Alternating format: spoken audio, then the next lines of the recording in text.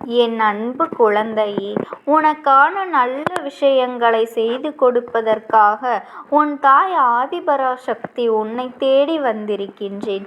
இந்த பதிவை நீ முழுமையாக கேள் என் செல்ல குழந்தையே. இந்த நேரத்தில் மனமாற்றங்கள் உனக்கு நிகழப் போகின்றது என் குழந்தையே. நீ எதிர்பார்த்து காத்திருந்தாயே, அந்த மனமாற்றங்கள் நிகழத்தான் போகின்றது. உன்னுடைய மனம் குளிரத்தான் போகின்றது. நம்முடைய வாழ்க்கையா? நம்பவில்லையா? சொல்கிறேன் கேள். ஒவ்வொரு முறையும் விளக்கேற்றும் பொழுதும் அந்த விளக்கை சுற்றியிருக்கும் எதிர்மறை சக்திகள் எரிக்கப்படுகின்றது. நீண்ட ஜோதியில் உள்ள எதிர்மறை சக்தி அங்கு பரப்பப்படுகின்றது. எதிர்மறை சக்திகளோடு விளக்கேற்றுபவர்களின் மனதில் உள்ள அங்கீகாரம், ஆணவம், அவர்களை பதற்றம், கோபம் என்று எல்லா எதிர்மறை விளைவுகளையும் சேர்ந்து எரிக்கப்படுகின்றது. அந்த விளக்கேற்றும் சொல்லலில் ஒரு தெய்வீக சக்தி நிறைந்திருக்கும். உன்னுடைய வீட்டில் நீ ஏற்றும் விளக்கு இதுவரை உன் வாழ்க்கையில் உள்ள கஷ்டங்கள், துயரங்கள், சிக்கல்கள் என்று எல்லா தடைகளும் எரிக்கப்பட போகின்றது. எல்லாமே இந்த சொல் என்னுடைய வாழ்க்கையில் இல்லாமல் போகவிருக்கின்றது. உனக்கான ஒரு அதிசயம் வந்து கொண்டிருக்கின்றது. என்னை நம்பு குழந்தையே. நீ நினைக்க முடியாத, யோசிக்க முடியாத மிகப்பெரிய அற்புதத்தை உன்னுடைய வாழ்க்கையில் விரைவில் நான் நிகழ்த்தப் போகின்றேன். நல்ல செய்தி ஒன்று உனக்காக காத்து கொண்டிருக்கிறது. உன்னுடைய மனதிலும் இன்று முதல் இந்த மாலை இருக்கிறது. இதை கேட்கும் நேரத்தில் பல மாற்றங்கள் ஏற்படுகிறது.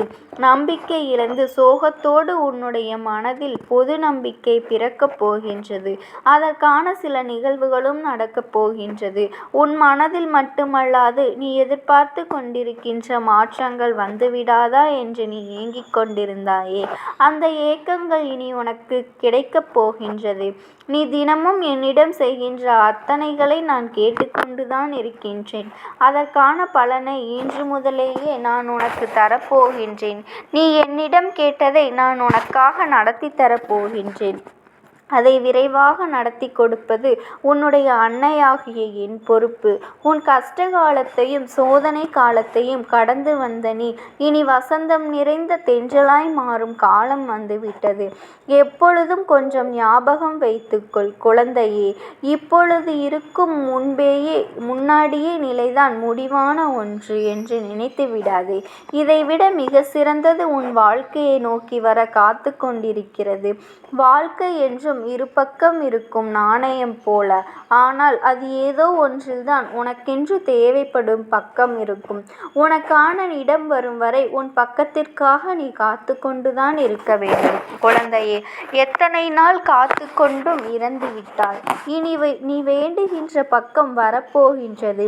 இன்னும் உன்னை எத்தனை நான் காக்க வைக்கிறேன் என்று நீ வருந்தாதே. நீ ஆசைப்பட்டு விரும்பிய விஷயங்களை உனக்கு கிடைக்க செய்யத்தான் இந்த தாயானவள் உன்னை தேடி வந்திருக்கின்றேன். அதற்காகத்தான் இத்தனை நாள் உன்னை காக்க வைத்தேன். உன்னுடைய பல நாள் கவலைகளுக்கு ஒரு முடிவு வருகிறது.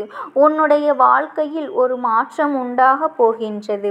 நீ எதிலும் தோற்று போக மாட்டாய். எனது குழந்தைகள் தோற்று போனதாக சரித்திரமே கிடையாது. என் பிள்ளையான உன்னை நான் வெறும் கைகளோடு போடும் பொழுது ஒரு நாளும் அனுப்ப மாட்டேன். நல்ல பல மாற்றங்களை நீ உணரப் போகின்றாய். உன்னுடைய மனதிலும் மாற்றங்கள் உண்டாகும். உன் வாழ்க்கையில் பெரும் மாற்றங்கள் உண்டாகும். நல்ல பல செய்திகளை நீ கேட்கத்தான் போகின்றாய். நல்ல தகவல்களை நீ எதிர்பார்த்த இடத்திலிருந்து பெறப்போகின்றாய். என்னை எத்தனை காலங்கள் காத்து கொண்டிருந்தாயே, இனி ஒரு நொடி கூட தாமதிக்காமல் மிக குறைந்த காலத்தில் உனக்கு அதை நான் நிறைவேற்றி தருகின்றேன். உன்னுடைய வேண்டுதல்கள் அனைத்தும் நிறைவேறிய பிறகு நீ வாழ வந்த மகிழ்ச்சியான வாழ்க்கையை பார்ப்பதற்காகவே உன்னுடைய அன்னை நான் காத்திருக்கின்றேன். உன்னுடைய முகம் மலர்ந்து உன் முகத்தில் இருக்கும் அந்த மகிழ்ச்சியை பார்ப்பதுதான் இப்பொழுது உன்னுடைய இந்த அன்னையின் முதல் வேலை. உன் கவலைகளை எல்லாம் மறந்துவிட்டு இன்று முதல் மகிழ்ச்சியாக இரு. நல்லதை நினைத்து கொண்டிருக்கும் என் செல்ல பிள்ளைக்கு நான் எப்பொழுதும் நல்லதை மட்டுமே நடத்தி கொடுப்பேன். கஷ்டம் வரும் தொழிலில் என் நாமத்தை மட்டும் நீ உச்சரித்து நினைத்துப்பார். அடுத்து இதை மட்டும் நீ செய்தால் உன்னுடைய வாழ்க்கை வளம் பெறும். இனிப்பான செய்திகள் உன்னை தேடி வரும். என் குழந்தையே, எனது வார்த்தைகளை மதித்து நீ இந்த வாக்கினை கேட்க வந்திருக்கின்றாய். இதை இப்பொழுது எங்களுடைய கேட்டுக்கொண்டிருக்கும் உன்னிடத்தில் நான் பேசிக்கொண்டிருக்கின்றேன்.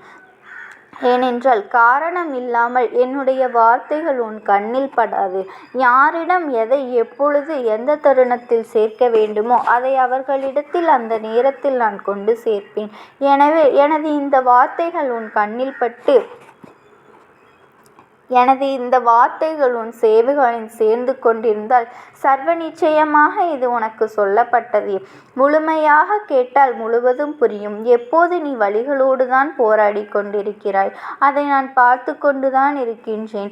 வலியை பொறுத்தே வெல்வார். வாழ்க்கையில் சில நேரங்களில் சேர்ந்தும் உன்னையே நீ இழந்து கொண்டிருக்கின்றாய்.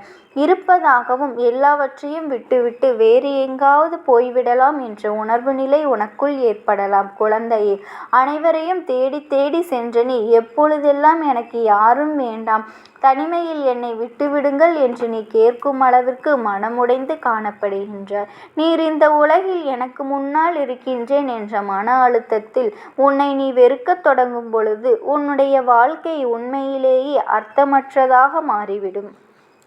இந்த தருணமே உனக்கு மனசோர்வை ஏற்படுத்துவதாக இருக்கும். இத்தகைய எண்ணங்களில் ஒற்றத்துடன் இருந்தால் உன்னுடைய மனசோர்வு மேலும் ஆழமாக சென்று உன்னை அகல பாதாளத்தில் தள்ளிவிடும். இந்த காலகட்டத்தில் தான் நீ உன்னுடைய எண்ணங்களை கட்டுப்படுத்த வேண்டும். ஒன்று மட்டும் உறுதியாக என்னால் கூற முடியும் குழந்தையே, இந்த நிலையில் உனக்கு நீதான் உதவி செய்து கொள்ள முடியும். அப்படி பிறர் உதவியை நாடுகிறது உனக்கு நீ என் உதவி செய்யாவிட்டால் யாரும் உன்னை மன அழுத்தத்திலிருந்து வெளியில் கொண்டு வர இயலாது. இப்படியான எதிர்மறை எண்ணங்களை எல்லாம் ஏற்றுக்கொள்ளாமல் அதை எதிர்த்து நின்று போராடுவது என்பது அத்தனை எளிதல்ல. ஆனால் உன்னுடைய மனதை திசை திருப்புவதன் மூலம் எல்லாவற்றிற்கும் ஒரு ஒளி பிறக்கும். என் தங்கமே, நீ என் மனதை திருப்ப வேண்டும் என்று கேட்டால் அதற்குத்தான் ஒருத்தி உன் அன்னை அமர்ந்து கொண்டிருக்கின்றேனே.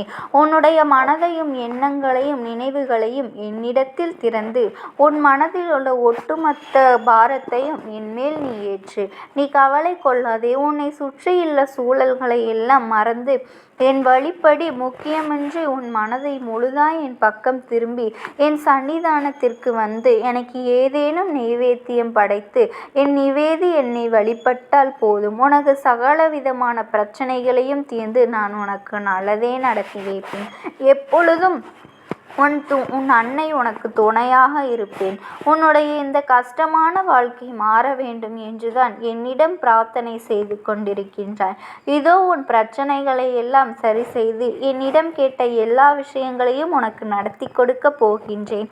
அதற்குள்ளாகவே உனக்கு ஏன் இவ்வளவு அவசரம்? நீ நினைத்த விஷயம் நினைத்த விதமாக நல்லபடியாக நடக்கப் போகின்றது. உன்னுடைய பிரார்த்தனைகளை எல்லாம் நான் நிறைவேற்றி நிச்சயமாக நீ எட்ட முடியாத காரியங்களை எல்லாம் எட்டி பிடிக்கும்படி செய்ய போகின்றேன். என் செல்லமே, உனக்கான விஷயங்கள் எல்லாம் வெற்றிகரமாக நடக்கும். உன்னுடைய நம்பிக்கை என்பது ஒருபொழுதும் வீண் போகாது. செல்லமே, நீ எதை நினைத்தும் கண்ணீர் வடிக்க வேண்டாம். உனக்கானது இன்னும் நடக்கவில்லை, நான் உனக்கான எதுவும் செய்யவில்லை என்று நீ என்னை தவறாக நினைக்க வேண்டாம். இதுவும் சேர்ந்து உனக்கு மனக்கவலைதானே அதிகமாகும். உன்னுடைய மனதில் இருக்கும் பாரத்தையும் வேதனைகளையும் உனது வேண்டிய விஷயங்களையும் உன்னுடைய விருப்பங்களையும் என்னிடம் சொல்லிவிட்டு நீ மனநிறைவோடு காத்திருந்தாலே போதும். வெகு விரைவாகவே உனக்கான விஷயங்கள் எல்லாம் உன்னிடம் வந்து சேரப்போகின்றது. நீ நினைத்த காரியங்கள் எல்லாம் உனக்கு கைகூடி வரப்போகின்றது. நான் நினைத்ததை என் அம்மா நிச்சயமாக நடத்தி கொடுப்பார் என்று, என்னுடைய வேண்டுதலையும் பிரார்த்தனைகளையும் நிறைவேற்றி கொடுப்பாள் என்று நீ நம்பிக்கையோடு காத்திருந்தால் மட்டும் போதும். உனக்கான நல்லதை அனைத்தும் உன் தாயானவள் நானே நடத்தி கொடுப்பேன். உனக்கு எதிர்பாராத தருணத்தில் எதிர்பாராத இன்ப அதிர்ச்சியை தரப்போகின்றேன். நீ முழு மனதோடு என்னை முழுவதுமாக மனதில் நினைத்து கொண்டு வைத்த உன்னுடைய வேண்டுதல்கள் எல்லாம் மிக விரைவாக நடந்து உனக்கு சந்தோஷத்தை கொடுக்கப் போகின்றது. இதற்கு முன்னால் எத்தனை முறை நீ என்னிடம் கேட்டதை எல்லாம் நான் உனக்கு செய்து கொடுத்திருக்கின்றேன். அதை பற்றி கொஞ்சம் யோசித்துப் பார். தேவையில்லாமல் நடக்காது, கிடைக்காது என்று யோசித்து கவலைப்படாதே. உன்னுடைய ஆசை எல்லாம் நிச்சயமாக நிறைவேறும். உன் அம்மா உனக்கு கொடுக்கும் வாக்கு ஒருபொழுதும் சரியாக இல்லாமல் போகாது. நம்பிக்கையோடு காத்து கொண்டிரு. ஒருபொழுதும் நீ என் மீது வைத்த நம்பிக்கை சற்றும் குறைத்து கொள்ளாமல் நன்மையாகத்தான் அனைத்தும் நடக்கும். என் அன்பு குழந்தையே, என்னுடைய ஆசீர்வாதங்கள் உனக்கு எப்பொழுதும் இருக்கும். ஓம் சக்தி. ஓம் ஆதிபரா சக்தி.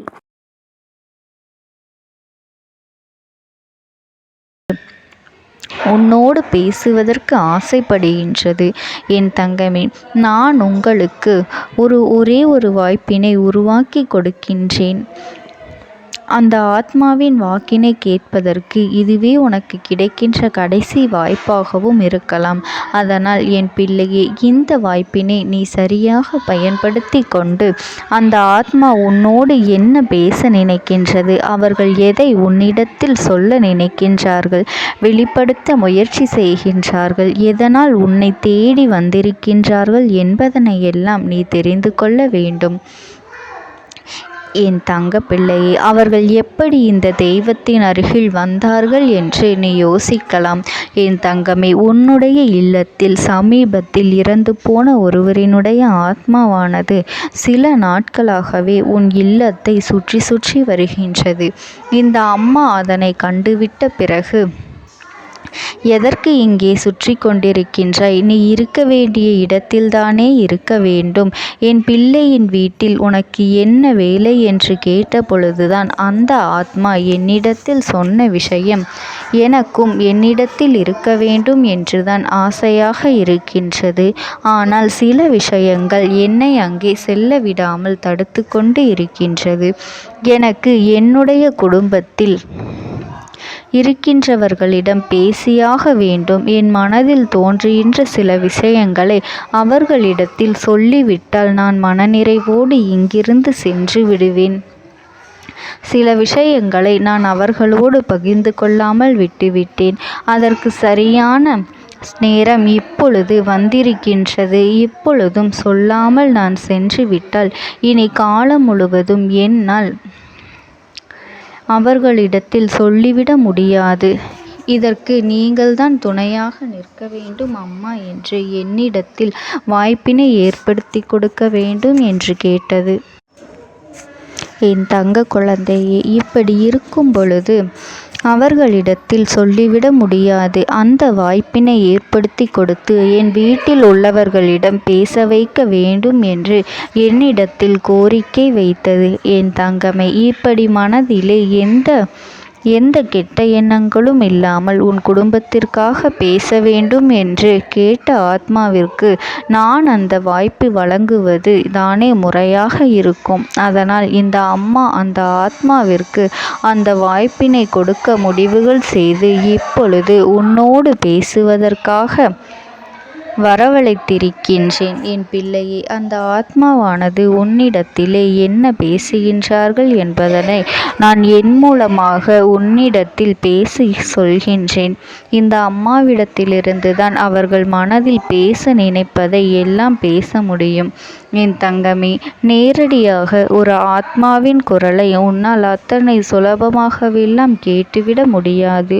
இந்த அம்மா அதற்காகத்தான் இன்று இந்த உதவியை செய்கின்றேன். என் குடும்பத்தில் இருக்கின்றவர்களிடம் பேச வந்திருக்கின்றேன். உங்கள் எல்லோரையும் நான் இனி காணவே முடியாது என்பதனை நான் உணர்ந்து கொண்டேன். என் வாழ்க்கையில் நிறைவாக இருந்து என்னால் உங்களுக்கு கஷ்டங்கள் வந்தாலும் உங்களால் எனக்கு எந்த கஷ்டங்களும் இதுநாள் வரையிலும் வந்தது கிடையாது. நான் நினைத்தது போல இந்த வாழ்க்கையை அத்தனை சந்தோஷமாக வாழ்ந்து கொண்டுதான் இருந்தேன். என் குடும்பத்தில் இருக்கின்றவர்களிடம் பேச வந்திருக்கின்றேன். உங்கள் எல்லோரையும் இனி நான் காணவே முடியாது என்பதனை நான் உணர்ந்து கொண்டேன். உங்களோடு இருந்த இந்த காலகட்டம் குறைவாக இருந்தாலும் நான் எனக்கு கிடைத்த சந்தோஷங்களும் மகிழ்ச்சியும் ஏராளமாக இருந்தது. அதனால் எனக்கு எந்த ஒரு கவலையும் இதுவரையில் இருந்ததே கிடையாது. நான் நினைத்தது போல இந்த வாழ்க்கையை நான் சந்தோஷமாகத்தான் வாழ்ந்து கொண்டு இருந்தேன். ஆனால் இவ்வளவு காலம் எனக்கு சீக்கிரமாக என்னுடைய ஆயுள் முடிந்துவிடும் என்று எனக்கு முன்பே தெரியாது. அது தெரிந்திருந்தால் நிச்சயமாக என் மனதில் இருக்கின்ற அத்தனை விஷயங்களையும் நான் உங்களிடத்தில் சொல்லியிருப்பேன். ஆனால் எல்லோரும் நினைப்பது போலத்தானே நானும் நினைத்திருந்தேன். எனக்கும் இந்த உலகத்தை விட்டு செல்ல வேண்டும் என்ற ஆசை கிடையாது. மற்றவர்கள் சொல்வது போல எதற்காக பிறந்தோம், நாம் ஏன் பிறந்தோம் என்று ஒரு நாளும் நான் நினைத்தது கிடையாது. வாழ வேண்டும் என்றுதான் ஆசைப்பட்டேன். என்னுடைய ஆசைகள் எல்லாம் நிராசையாகும்படி இந்த உலகத்தில் விட்டு செல்ல வேண்டிய காலகட்டம் கட்டாயம் வந்துவிட்டது. என்னுடைய கடமை இங்கே சரியாக முடிவதற்கு வந்துவிட்டது. இன்று நான் உங்களோடு பேச வந்ததற்கு முக்கியமான காரணம், சில விஷயங்களை எல்லாம் உங்களோடு சொல்லாமல் விட்டுவிட்டேன். எப்படி நடக்கும் என்று தெரியாமல் நான் சில விஷயங்களை செய்தும் முடித்துவிட்டேன். அதற்காக உங்களிடத்தில் நான் மன்னிப்பு கேட்டுக்கொள்கின்றேன். இதை உங்களிடத்தில் பகிர்ந்து கொள்ள வேண்டும் என்றுதான் இன்று நான் வந்திருக்கின்றேன். உங்களை நான் மனதார வணங்குகின்றேன். இந்த வாய்ப்பினை நான் சரியாக பயன்படுத்தி கொள்ள விரும்புகின்றேன். அதனால்தான் என் மனதில் இருக்கின்ற விஷயங்கள் எல்லாம் நான் சொல்லிவிடுகின்றேன். சிறிது நேரம் அமைதியாக அமர்ந்து என்னுடைய வார்த்தைகளை கேட்டாலே போதும். என்னுடைய அன்பினை புரிந்து கொண்டு அதுவே எனக்கு போதும். நான் நிச்சயமாக இங்கிருந்து நல்லபடியாக சென்று விடுவேன். இன்று உங்களோடு பேச வந்ததற்கு ஒரு முக்கியமான காரணம், நான் சில விஷயங்களை சொல்லாமல் விட்டுவிட்டேன். இப்படி நடக்கும் என்று எனக்கு ஒரு நாளும் தெரியாமல் சில விஷயங்களை செய்துவிட்டேன். அதை உங்களிடத்தில் பகிர்ந்து கொள்ளத்தான் வந்திருக்கின்றேன். என் மனதில் நினைக்கின்ற விஷயம் என்ன தெரியுமா? நான் உங்களை நன்றாக பார்த்து கொள்ள வேண்டும். உங்களின் ஆசைகளை எல்லாம் நிறைவேற்றி கொடுக்க வேண்டும். உங்கள் வாழ்க்கையில் நடத்தி கொடுக்க முடியாமல் போனாலும் இனிமேல் அதையெல்லாம் நடத்தி கொடுக்க வேண்டும் என்று ஆசைப்பட்டு என்னால் ஆன முயற்சிகளை எல்லாமே செய்து கொண்டிருந்தேன். ஆனால் முழுமையான பலன்களை கொடுப்பதற்கு முன்பாகவே இது போன்று நடந்துவிட்டது. அதனால் நான் ஏதேனும் குற்றம் குறைகள் செய்திருந்தாலும், ஏதேனும் உங்களுக்கு மனதிற்குள் கஷ்டத்தை தந்திருந்தாலும் என்னை மன்னித்து விடுங்கள். நான் எப்பொழுதும் உங்கள் மீது உண்மையான அன்பினைத்தான் வைத்து கொண்டிருக்கின்றேன். நான் ஒரு நாளும் மனதில் ஒன்றும் வெளியில் ஒன்றுமாக ஒரு நாளும் நான் நடந்து கொண்டது இல்லை. அதனால் என்னவோ என்னுடைய குணங்கள் சிலருக்கு இங்கே பிடிப்பதே இல்லை. எதுவாக இருந்தாலும் என்னோடு இருக்கின்ற என் குடும்பத்திற்கு தெரியும் அல்லவா நான் யார், என்னுடைய அன்பு எப்படிப்பட்டது என்று.